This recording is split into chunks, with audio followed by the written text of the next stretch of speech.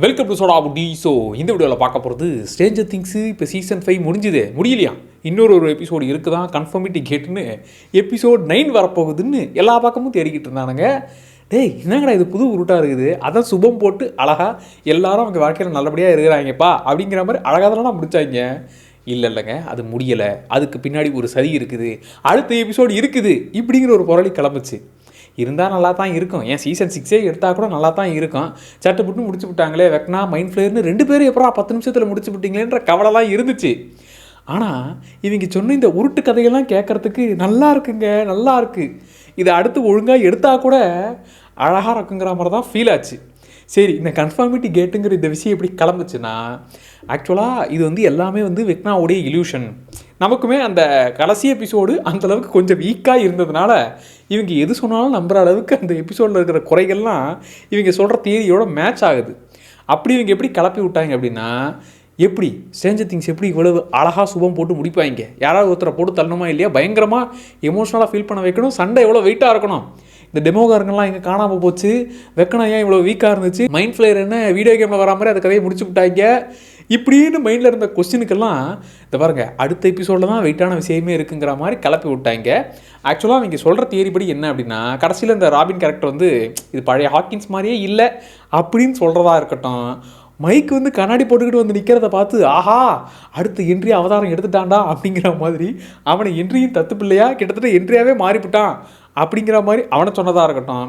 எல்லாரும் அந்த கிராஜுவேஷன் அப்போ ஆரஞ்சு கலர் ட்ரெஸ்ஸு போடுவாங்களே, இது ஒரிஜினல் ஹாக்கின்ஸே கிடையாதுப்பா, இது வெக்கனாவுடைய இல்யூஷனில் அவனுடைய மைண்டுக்குள்ளே இருக்கும் ஹாக்கின்ஸ், அவங்க மைண்டுக்குள்ளே எல்லாருமே நார்மலாக நல்லபடியாக இருக்கிறீங்க, இந்த பிரச்சனைலாம் சால்வ் ஆகிடுச்சுங்கிற மாதிரி நம்ப வச்சு கற்பனைக்குள்ளே அவங்க எல்லாரையும் கட்டி போட்டு வச்சுருக்காங்கிற மாதிரி ஒரு கதையை கிளப்பி விட்டாங்க. ஸோ இவங்க சொல்கிற கணக்குப்படி கன்ஃபார்மிட்டி கேட்டுங்கிற ஒரு எபிசோடு இருக்குதான், அந்த எபிசோடில் தான் இல்லை இது என் கண்ணை வேலாயுதம் இல்லை அப்படிங்கிற மாதிரி இது உண்மையான ஹாக்கின்ஸே இல்லை அப்படின்னு எல்லாரும் புரிஞ்சுக்கிட்டு, அடே வெக்கனா உன்னை வெட்டி வீசாமல் விட மாட்டேன்டான்னு மறுபடியும் சண்டைக்கு கலவரமே உண்டாகி உண்மையான ஹாக்கின்ஸை எப்படி காப்பாற்றுறாங்க அப்படிங்கிறது கடைசி எபிசோடாக தான் இருக்குமா. நல்லா இருக்குல்ல, கேட்குறதுக்கு உண்மையாக நல்லா இருக்குது. வழக்கமாக ஒரு ட்ரீசரு இல்லை ட்ரெய்லர் வரும்போது அதை பார்த்து ஆஹா அப்படி இருக்குமோ இல்லை இப்படி இருக்குமோங்கிற மாதிரி இமேஜின் பண்ணி அங்கே போய் ஒன்றுமே இல்லாமல் என்னடா இது எதுவுமே இல்லைன்ற மாதிரி நமக்கு ஃபீல் ஆகும்.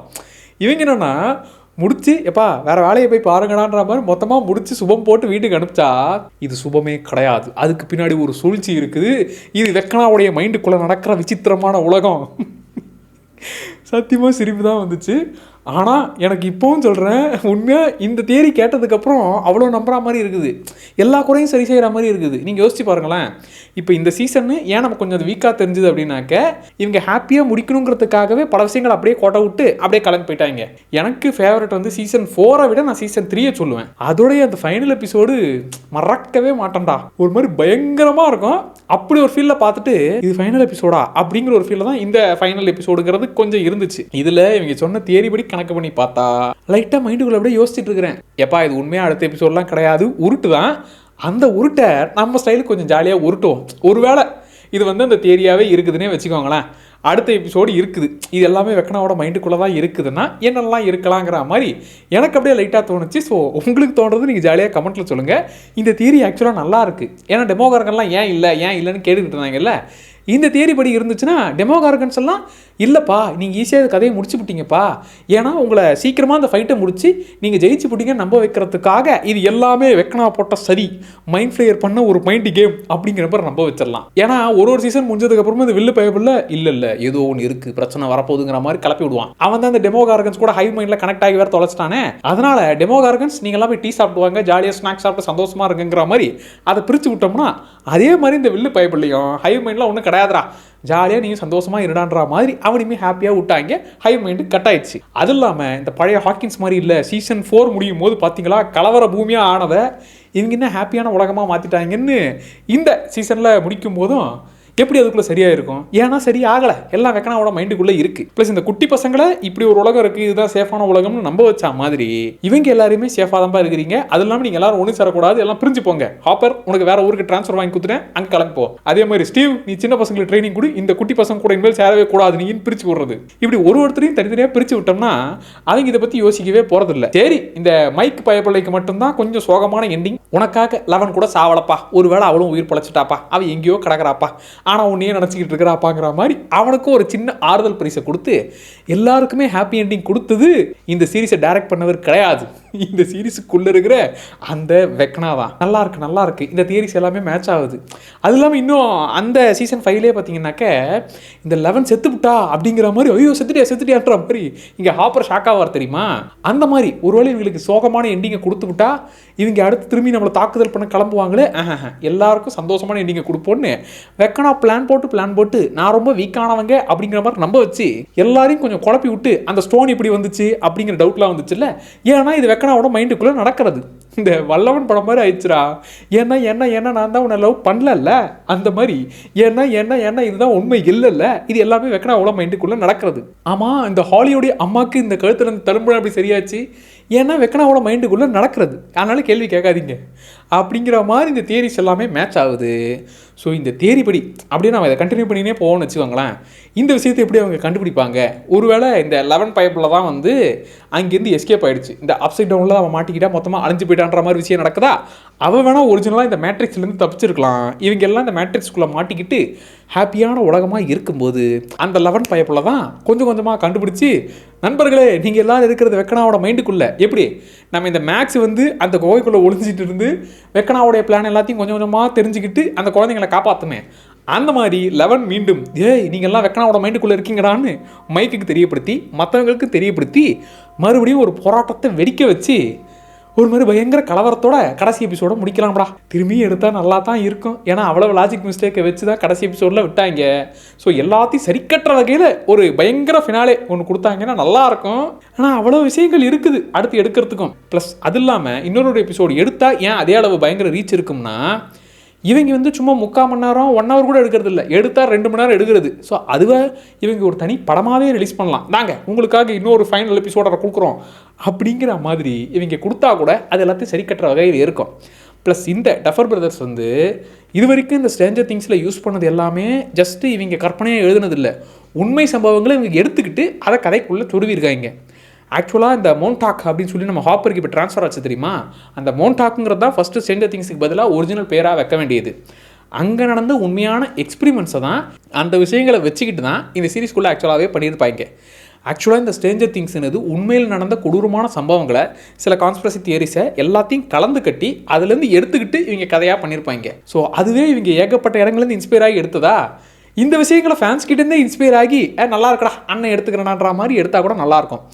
ஸ்ட்ரேஞ்சர் திங்ஸில் ஆக்சுவலாக என்னென்ன விஷயங்கள்லாம் இவங்க இன்ஸ்பயர் ஆகி பண்ணியிருக்காங்க தெரியுமா, இந்த மோன்டாக் ப்ராஜெக்ட். ஆக்சுவலாக கவர்மெண்ட் வந்து சீக்கிரட்டாக எக்ஸ்பெரிமெண்ட் பண்ணி இந்த ட்ரக்ஸ் எல்லாம் கொடுத்து, அதாவது இந்த கைதிகளுக்கு ட்ரக்ஸ் எல்லாம் கொடுத்து அவங்கள வச்சு இந்த மைண்ட் லெவலில் கண்ட்ரோல் பண்ண முடியுமாலாம் ட்ரை பண்ணியிருக்காங்க. இதுதான் வந்து ஆக்சுவலாக 11 அம்மாவுக்கு ட்ரக்ஸ் கொடுத்துருப்பாங்க தெரியுமா, அந்த விஷயங்களை அந்த ப்ராஜெக்ட்லேருந்து எடுத்துக்கிட்டது. அதே மாதிரி சில கான்ஸ்பிரசி தியரிஸ் இருக்குது. அது என்ன அப்படின்னா, ஏங்க இந்த சின்ன பசங்கள்லாம் வந்து இந்த டைம் ட்ராவல் பண்ண முடியுமா, வேறு ஒரு போர்ட்டலை ஓப்பன் பண்ண முடியுமா, வேறு ஒரு டைமென்ஷனுக்கு போக முடியுமான்லாம் இவங்க ட்ரை பண்ணியிருக்காங்க அப்படிங்கிற அந்த தியரிஸ் இருக்குது.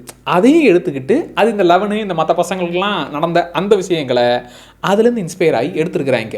ப்ளஸ் அது இல்லாமல் இந்த எடி கேரக்டரு உண்மையாக ஒருத்தருக்கு நடந்த ஒரு சம்பவம், அதாவது அப்படியே எடி கேரக்டர் தூக்கலை, பட் எடி கேரக்டர் நல்லவன், ஆனால் எல்லாருமே சேர்ந்து இவன் பண்ணியிருப்பாங்க, இவன் தாங்க கொலை பண்ணியிருப்பாங்கிற மாதிரியே கிளம்பிச்சில்ல அந்த எல்ஃபயர் கிளப்பை வச்சு.